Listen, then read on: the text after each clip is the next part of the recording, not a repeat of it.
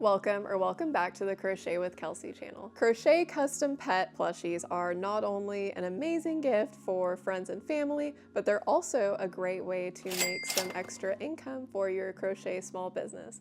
People love their pets and people love having little plushies and things to remind them of their pets. In this video today, I'm going to be showing you how to take a picture of a pet and translate it over to a pattern.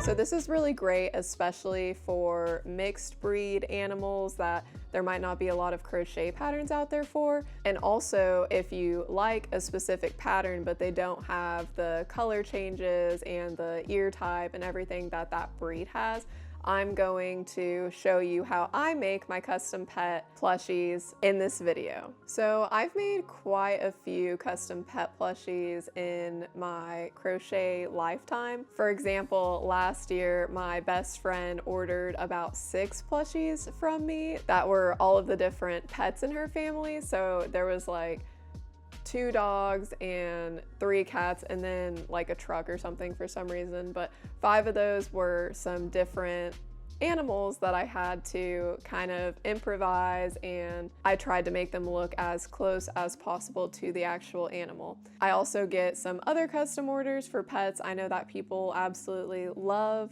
to have custom plushies of their pets. And one of the most special customs that I recently did was for my mom. Our border collie mix that I had grown up with had passed away at the age of 12, so she lived a really good life. So I just wanted to make my mom a plushie to just celebrate the life of the dog, and so that we'll always remember her. So today I'm going to be showing you an example of the steps I would take to make a custom pet plushie. And I'm going to show you that it's possible on any pattern because I'm going to try it on a new pattern that I've never used before. So the very first thing that you want to do, especially if you're making this for a pet that you don't know or doesn't live with you, or just you don't like know off the top of your head exactly, you know, their color patterns and what they look like, you're going to want to get pictures from every single angle.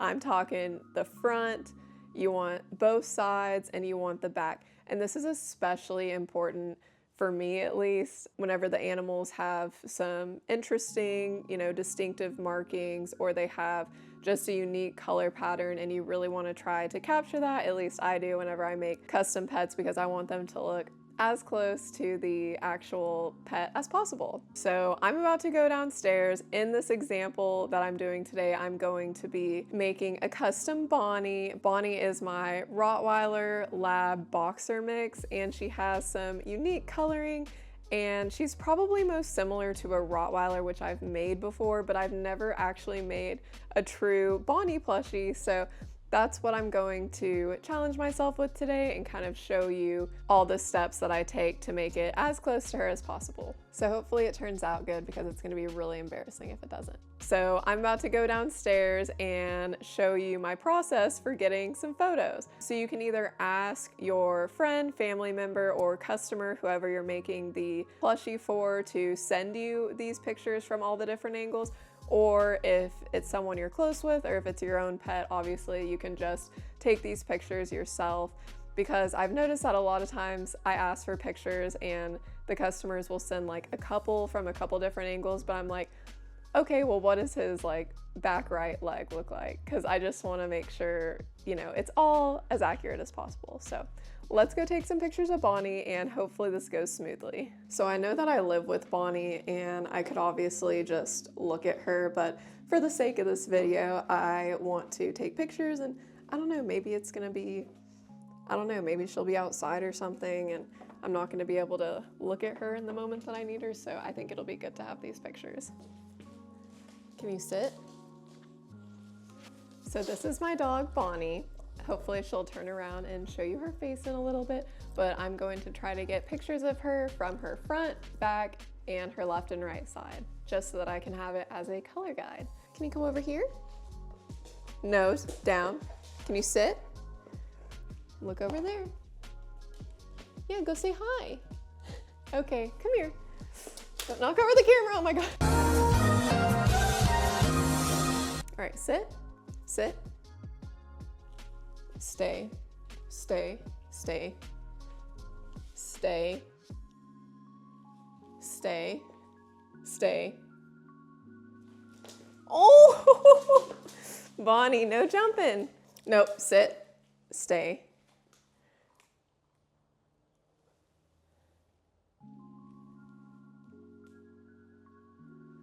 Good girl.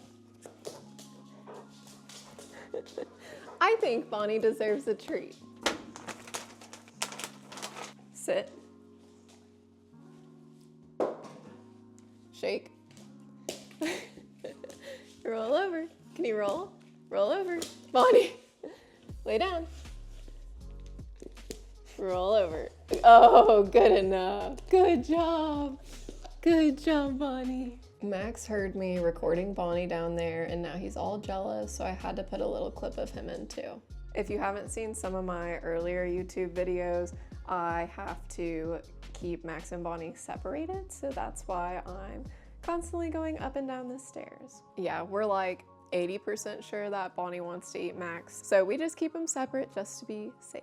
So obviously Bonnie is decently obedient, so she was able to just sit and I could tell her to stay and I was able to get all the pictures that I needed. Here are the examples of the pictures that I will probably use. I like to narrow it down between about 4 to 6 photos just so that I have like a few different reference points, but I don't want really any more than that because then I'm just gonna be flipping through photos almost the entire time, stitch by stitch. So 4 to 6 is what I would aim for, and that's also what I would ask for whenever you are working with a customer to make a custom pet of theirs. After you get the photos, it's time for what I think is maybe one of the most important parts of the custom pet plushie process, and that is yarn. So depending on the type of animal that you're making, you might want to switch up the yarn type that you're using. But honestly, what dictates most of the yarn that I use for custom pet plushies is the color. So my standard yarn is Himalaya Dolphin Baby. I use that for most of my projects.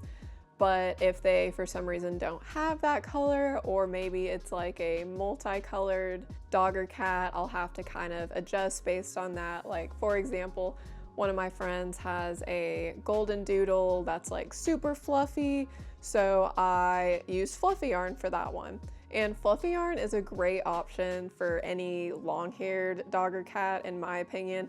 And if you can handle working with fluffy yarn and you don't get annoyed with it, I think that it's a really good option to make a super cute pet plushie. But I've also run into other issues such as the animals being multicolored. For example, I did it was like an orange and black mixed cat, and I know it's called brindle if it's like brown and black. I don't know if that's the same case for orange and black, but anyway, it was kind of like a brindle pattern. So I was like, how the heck am I gonna do this? Like, I can't find any like brindle yarns.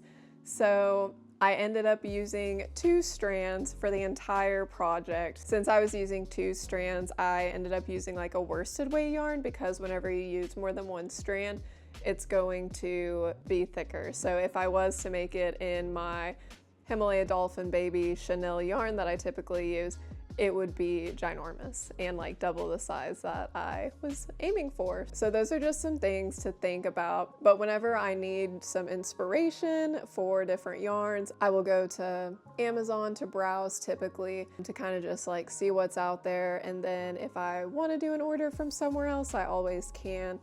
But I noticed that Amazon has such a wide variety of yarns that if you're looking for something super specific, it's a good place to start. I also think it's important to match the colors as closely as possible. So if I'm making a dog that's 3 different colors and it's like a orangey brown, and my orangey brown in Himalaya Dolphin Baby doesn't necessarily match close enough, in my opinion, I might go to another yarn brand and just totally buy new yarn. And if someone is paying you to make this like for a custom order, I always think it's important to check with them before you start with the colors you're thinking, regardless of if you've ordered it yet or not, because you don't want to make the whole plushie and then they say, oh, you know, that brown looks off or something like that.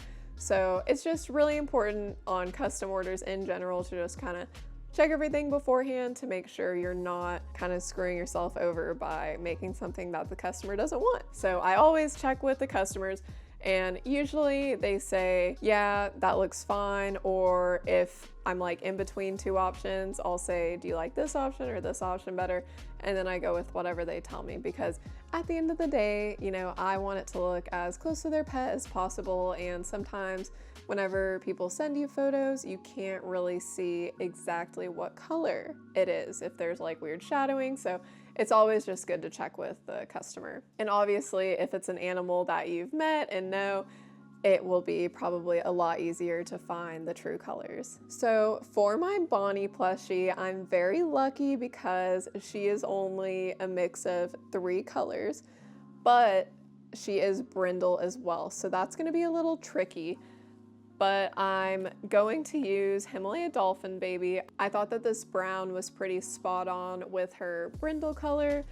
And then I'm going to use obviously black for the rest of her, besides her little eyebrows and her paws and like her little brown spots that she has on her. And my sweet baby Bonnie is a 7-year-old girl, and she's gray on her nose, so I'm going to use this gray to match that.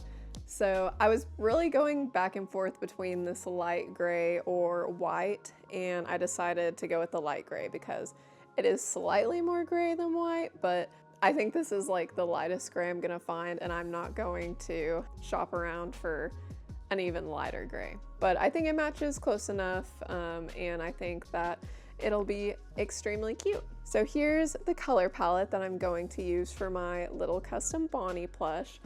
And since she has, you know, the brindle, which is like the brown and black mixed together kind of on her legs, what I'm gonna try to do is I have this, like, I'm pretty sure it's fingerling weight yarn. So it's very thin and it shouldn't change the size of the plushie too much if I double strand this with the brown color. So what I'm gonna try to do is crochet those together in one strand to kind of get that brindle effect.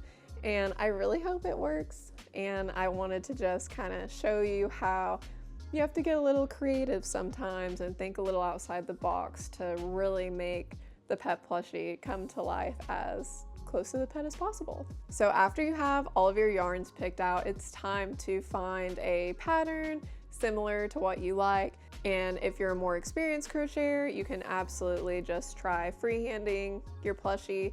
But for the sake of this video, I'm going to be using a pattern that I've never made before. This is actually a pattern that I recently got chosen to test from Posy Create, and she was nice enough to say that I could use her puppy pattern in this video to kind of show my custom pet process.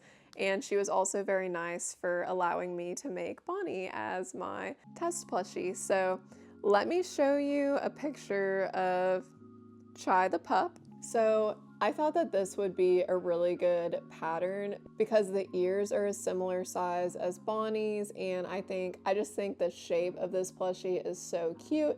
And one of the beautiful things about pet plushies is that they're kind of stylized, so it's not like you're trying to make an exact replica of your pet. You can kind of like have some fun with it and just try to make it as close as possible to resemble your pet. It's obviously not gonna look exactly like your real pet, but it's gonna be like a cutesy stylized version. But I'm super excited to make a little Bonnie version of Chai the pup. This pattern is so cute, and I knew I had to test it as soon as I saw it.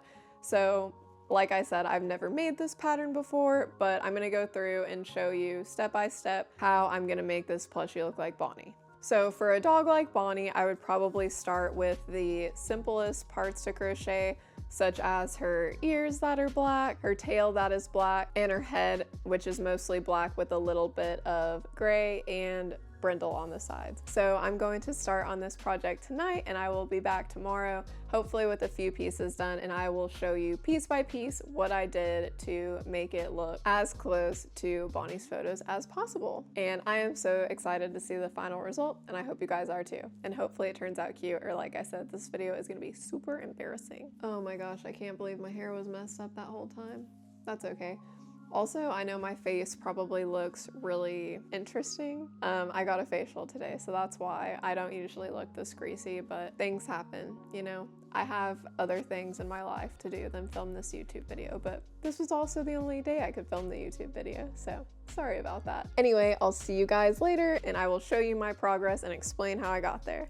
So I made a decent amount of progress on my custom pup last night. I went ahead and made the most straightforward parts first, which are the parts that are all black. So I ended up making her little ears and her tail.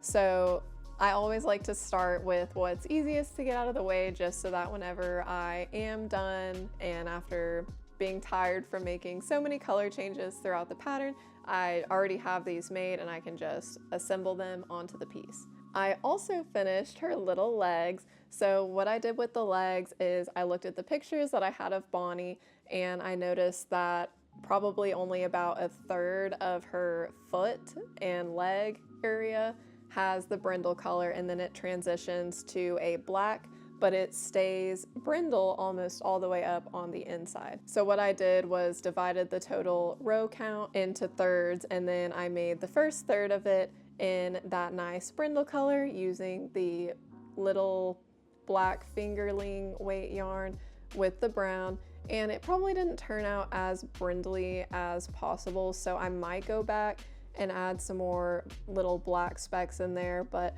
I'm not sure. I'll probably just have to see after it's assembled if I'm happy with it or not, but I think it's a good start. And if I had a bit of a thicker yarn in black, like maybe a worsted weight, I think it would have made more of that brindle effect, but I didn't really want to buy any more yarn for this, just because I wanted to use some stuff that I already had. So I'm happy with the way that it turned out. So since the inside of her legs were brindle, I stopped about halfway through the round to change colors, and on the back it is kind of the same. So how I did that is I saw how many stitches were in that round where I wanted to start, and I divided it by 2, and I did half of the stitches that would be on the outside of the leg in black, and then on the other side I did the brindle. So since she looks the same on both sides, I did the exact opposite for the other one. So whenever you are doing some custom colorations and you know that it's kind of mirrored on the other side of the pet, it's nice to kind of remember what you did and maybe write it down in case, you know, you have to take a break and you can't really remember off the top of your head. But overall, I think it's turning out really cute and it looks like her. So that is how I did the color changes in the legs. And since I had to kind of mirror it, it looks a little bit different right here with the black color changes, like a couple of the stitches go out a little bit farther. So what I'm gonna do is I'm going to clean that up by taking the brown and black brindle yarns, and I'm gonna kind of just clean those up. And now it's time to move on to the rest of the dogs. So I will show you guys what I get done in the next couple of days, and I will also explain how I worked out the color changes to make it look like my pet.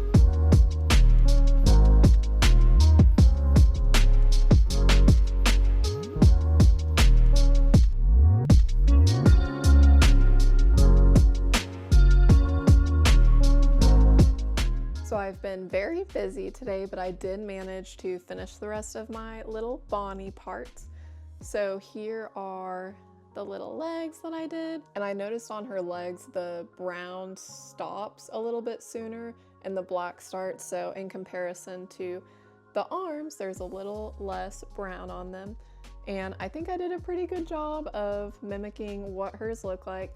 And then I also took some black yarn and some brown yarn to kind of clean up the color changes on the little toes. And even though the brindle is very subtle, I am very happy with the way that it turned out. I think It looks good for the sake of this plushie, but again, if I did want more black in there, I could have done maybe a little bit of a thicker yarn, but I didn't want to make the brindle color thicker than the black yarn because then it would look a little wonky. So those are the back paws. And then I also finished her snout. So I kind of noticed that about half of her snout down is like a white gray color, and the snout actually took me forever because I was doing it in gray and I was like, okay, something doesn't look right. And then I was like, okay, it's more of a white gray than a gray gray. So I think that the white looked a lot better. And then I also made her little head and I custom made the eyes. Whenever I'm making a custom pet, I really like to match the eye color as closely as I can. And whenever you look at the front of her face, the white kind of fades into brown. So I made sure that those color changes would line up nicely. And I put a little safety nose in there. I also finished her little body. And this was a little bit tricky because of the proportions of the plushie that I'm making, because she has a little brown patch above each of her arms, and then closer to her neck she has this brown color, so I kind of had to scrunch them together a little bit, but I wanted to make sure she had all of her markings. So that is the body. And without further ado, it is time to assemble.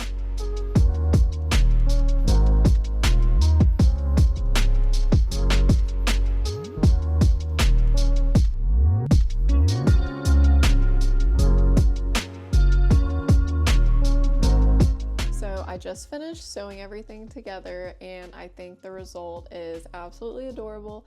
Like I said, this is a stylized plushie, so it's not going to look exactly like my dog, but it's just going to be similar in the colors and the markings. But it is so cute, I think.